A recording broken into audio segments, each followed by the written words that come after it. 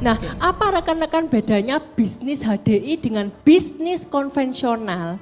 Yang namanya bisnis itu kita sama-sama membentuk saluran distribusi. Betul ya? Kalau kita bisnis konvensional gimana Bu Nita? Kalau konvensional pastinya ini ya gambarnya kalau rekan-rekan lihat yang di Zoom juga kelihatan ya. Kita harus apa? Menyediakan ya tempatnya itu kan.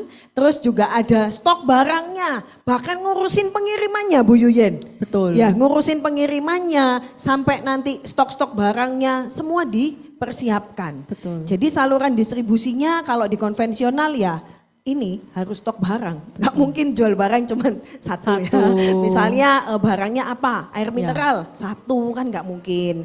Tapi kalau di multi level marketing, nah ini Bu Yuyen.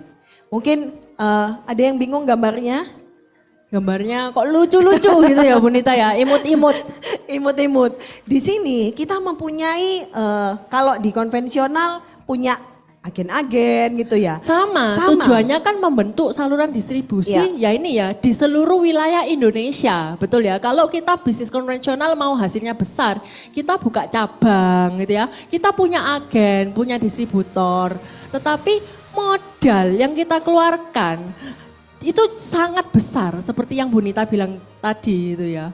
Belum lagi gaji karyawan dan sebagainya. Kalau di multi level marketing ini Bu Nita unggulnya apa? Kita nggak perlu sediakan stok barang pasti Nggak kan. perlu. Nggak perlu. Stoknya ada. Contoh hari ini di kantor ini yang onsite ya di Brand Center Surabaya.